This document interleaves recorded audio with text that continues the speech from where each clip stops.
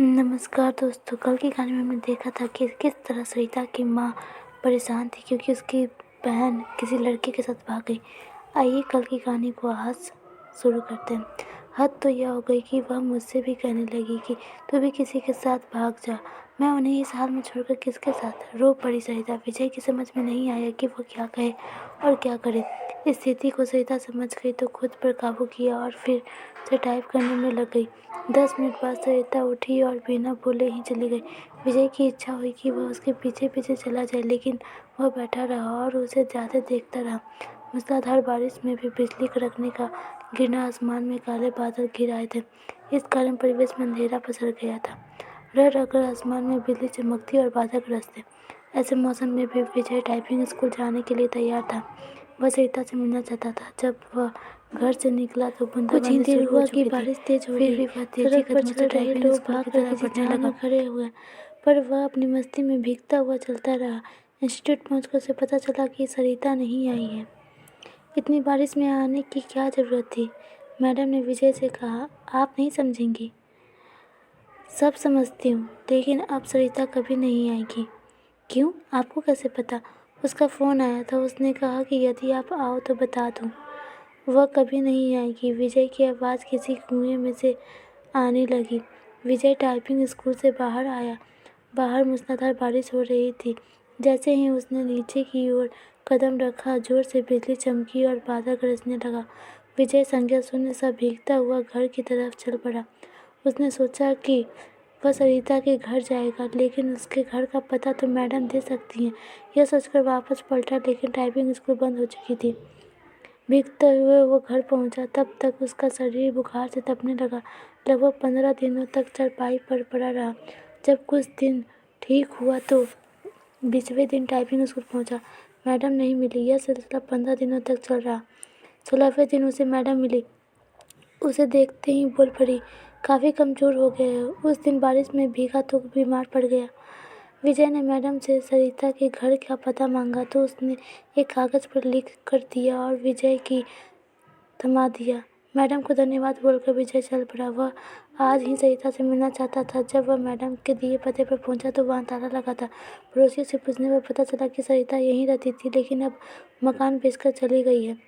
कई लोगों से पूछने के बाद भी विजय उसका नया पता नहीं मिला। निराश होकर वह घर लौटा। सरिता के इस व्यवहार से वह काफ़ी धक्का खा चुका था। उसे लगा समझ में नहीं आ रहा था कि सरिता ने ऐसा क्यों किया। वह सरिता की याद में कविताएं लिखने लगा।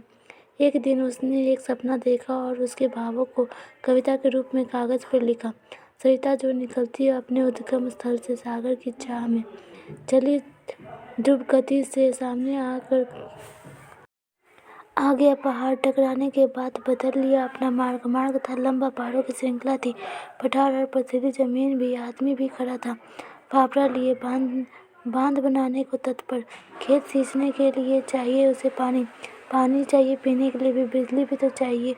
घर रोशन करने के लिए, कारखाने चलाने के लिए, कारखानों के कचरे को बहाने के लिए भी चाहिए उसे नदी। प्रकृति से लड़ते हुए नहीं था कि वह बहती रही।